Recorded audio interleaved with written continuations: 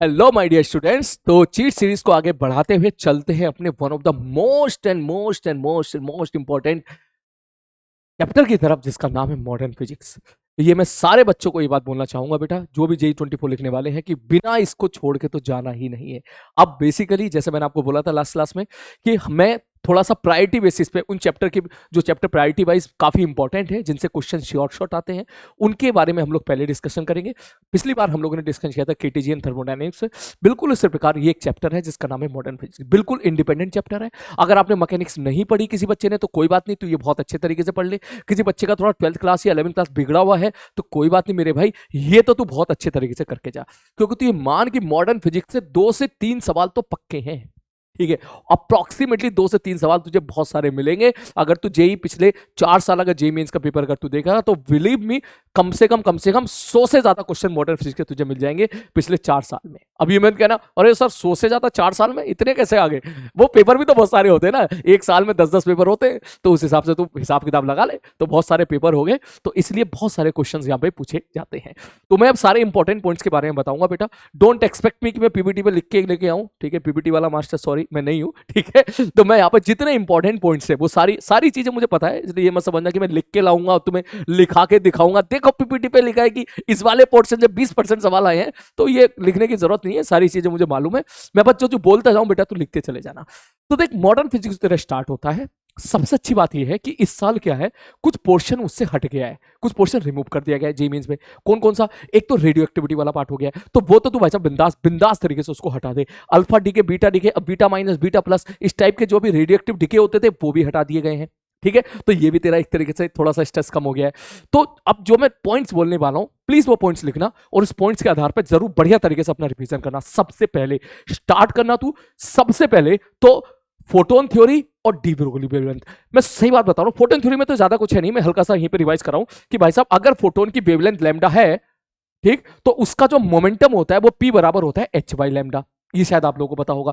और उससे एक फोटोन की जो एनर्जी होती है उसकी एनर्जी होती है HC बाई लैम्डा। इसको स्टाइल मार के हम लोग लिख सकते हैं 1240 बटे लैम्डा या फिर 12400 बटे लैम्डा। अगर आप इस प्रकार से ये फॉर्मूला इस्तेमाल कर रहे हो तो इसका मतलब लैम्डा एंगस्ट्रॉम में होता है, और ये इस्तेमाल कर रहे हो तो लैम्डा किस में होता है मेरे भाई? नैनोमीटर में होता है। तो इस पे भी जितने भी डायरेक्ट फॉर्मूला में सवाल आएंगे, भाई जब फोटोन का लैम्डा दे दिया बता दे भैया उसकी एनर्जी कितनी होगी, बता दो भाई उसका मोमेंटम कितना होगा। तो इस पे भी जो क्वेश्चंस है वो बेटा एक बार देख लीजिएगा, क्योंकि इसी के बाद ही तेरी जो प्रॉपर मॉडर्न फिजिक्स एक तरीके से स्टार्ट होती है। उसके बाद जो one of the most important article है, इसका नाम है फोटो इलेक्ट्रिक इफेक्ट। बहुत ही शानदार तरीके से पढ़ के जाना photo electric effect. Photo electric 4-5 equation है, बस मैं सारी ही रिवाइज करा देता हूं। देख, सबसे पहले क्या होता था कि सर फोटोन आए, और वहां से हम लोगों ने फोटोन आने के बाद क्या हुआ कि फोटो इलेक्ट्रिक इफेक्ट देखने के लिए मिला। तो उसकी पहली क्वेश्चन तो ये होती है कि सर एनर्जी ऑफ फोटोन अगर E है तो E बराबर 5 प्लस KE मैक्स। मैंने कहा ठीक है भाई साहब, इसके साथ अब पूरा वेरिएशन जितना भी है वो सारा वेरिएशन तू रफ कॉपी पे लिख लिख के प्रैक्टिस करना। बोले क्या? बोले सर जो E है, E क्या क्या हो सकता है? बोले सर E H म्यू हो सकता है, HC बाई लैम्डा हो सकता है, 1240 बटे लैम्डा हो सकता है। बोले फाई क्या होता है? बोले फाई यहाँ पे जो है वर्क फंक्शन होता है। वर्क फंक्शन कैसे लिखते हैं? बोले वर्क फंक्शन को आप ऐसे लिख सकते हो, HC बाई लैम्डा नॉट लिख सकते हैं या H म्यू नॉट लिख सकते हैं। अगर आप HC बाई लैम्डा नॉट लिखते हो तो लैम्डा नॉट क्या हो जाएगा? आपकी ये थ्रेशोल्ड जो है वेवलेंथ हो जाएगी, ये थ्रेशोल्ड फ्रीक्वेंसी हो जाएगी। एक बार आप कॉपी पे लिख के प्रैक्टिस कर लेना। बोले sir K max is the maximum possible kinetic energy of any photo electron.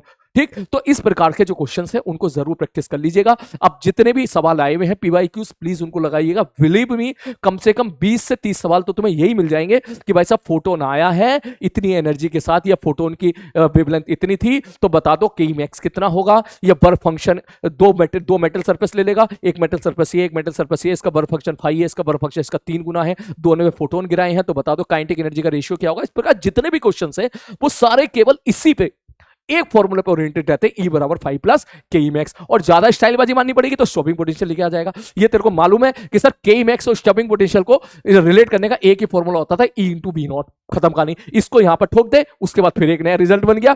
तेरे सामने बहुत सारी इक्वेशंस बनकर तैयार हो जाएंगी।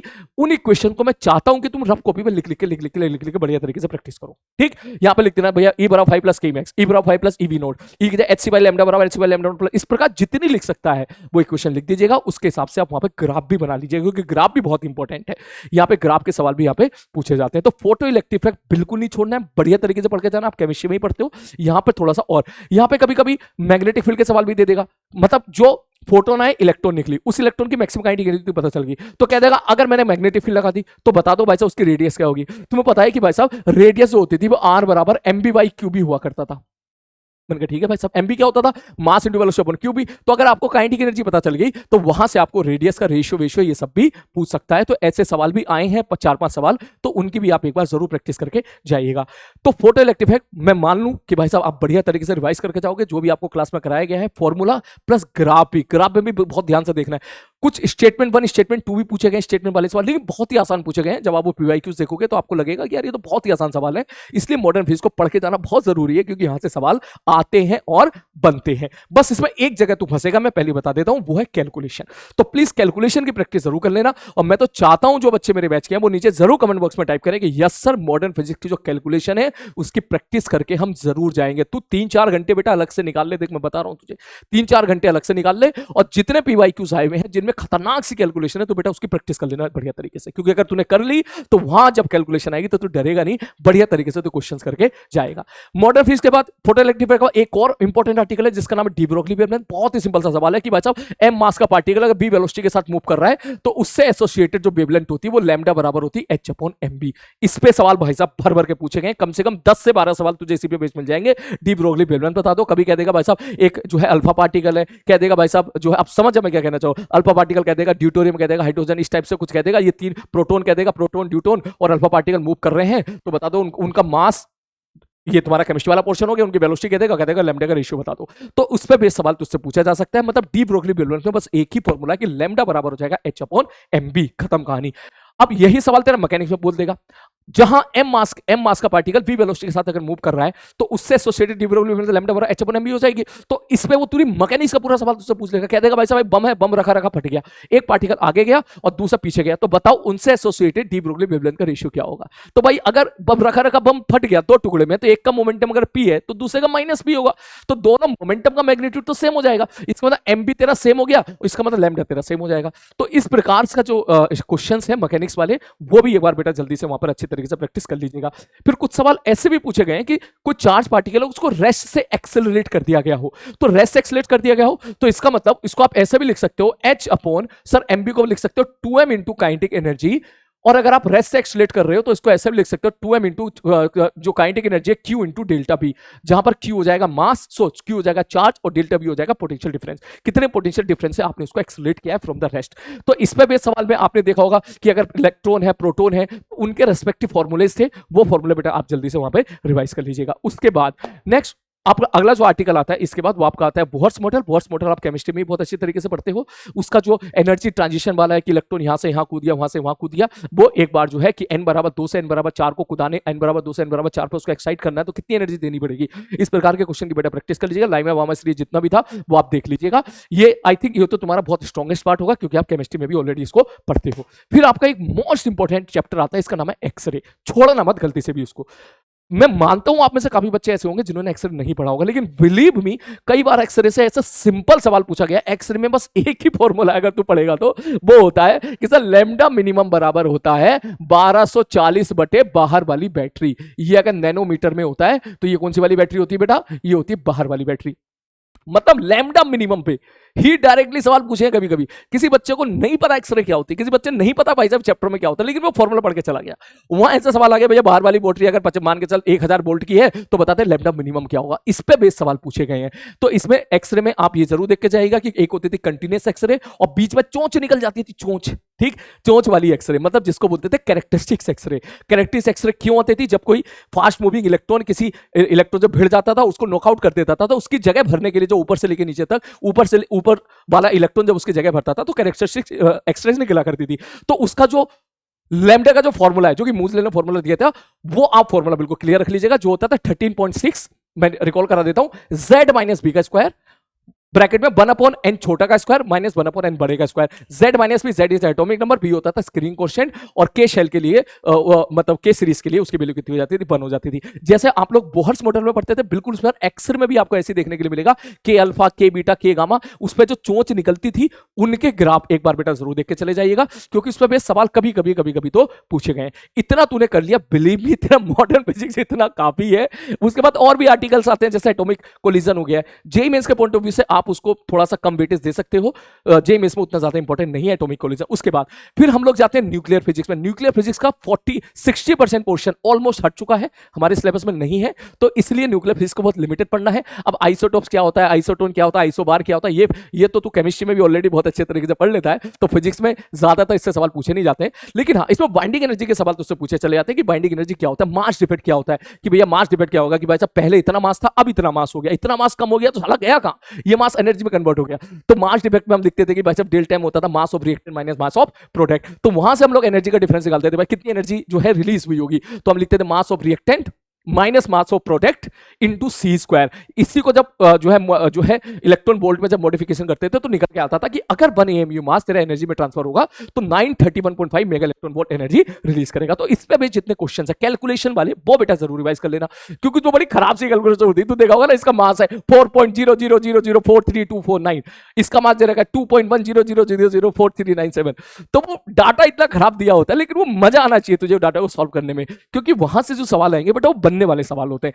तो वहां बाइंडिंग एनर्जी पे बेस्ड जो सवाल हो या क्यू वैल्यू पे बेस्ड जो सवाल हो बेटा वो एक बार जरूर कर लीजिएगा। स्टेबिलिटी का क्राइटेरिया देख लीजिएगा, बाइंडिंग एनर्जी कभी स्टेबिलिटी का क्राइटेरिया नहीं होती है, binding energy per nucleon stability का क्राइटेरिया होती है। तो न्यूक्लियर फिजिक्स में तो ज्यादा कुछ नहीं है पढ़ने के लिए, क्योंकि रेडियो एक्टिविटी वाला पार्ट तेरा हट चुका है, और जो रेडियो एक्टिव डिके वाला पार्ट है alpha beta gamma beta minus सब हट चुका है। लेकिन ये जरूर पढ़ के चले जाना कि इतने अल्फा पार्टिकल निकल गए या इतने बीटा, तो एटॉमिक नंबर और एटॉमिक मास पे क्या अंतर, क्या फर्क पड़ेगा, क्योंकि आप केमिस्ट्री में भी पढ़ते हो तो इसलिए आपका काम यहां से हो जाएगा। आई थिंक इतना काफी है। रेडिएशन प्रेशर में इस बात का जरूर ध्यान रखें कि रेडिएशन प्रेशर में भाई साहब एब्जॉर्ब आर की वैल्यू 1 दे रखी है, ए की वैल्यू 1 दे रखी है। आपने देखा होगा 2 तरह के सरफेस होते थे कि सपोज अगर इंटेंसिटी आई है, एक सपोज मैंने यहाँ पे क्यूब ले लिया और यहाँ से लाइट फेंक के मारी, उसकी इंटेंसिटी आई है, तो अगर मैं ऐसा बोलूं कि परफेक्टिंग एब्जॉर्बिंग सरफेस है तो जो प्रेशर आता था वो I/C आता था, ठीक। और अगर मैं ऐसा बोलूं परफेक्टली रिफ्लेक्टिंग सरफेस है तो जो प्रेशर आता था वो 2I/C आता था, उसको एरिया से मल्टीप्लाई कर देंगे तो फोर्स आ जाएगा। तो वहां तेरे मैकेनिक्स के सवाल बन जाएंगे। ऑल तो उस पर 2 ही सवाल पूछे गए पिछले अगर 10 साल, पिछले अगर 4 साल के बारे में बात करें, ज्यादा सवाल नहीं पूछे गए,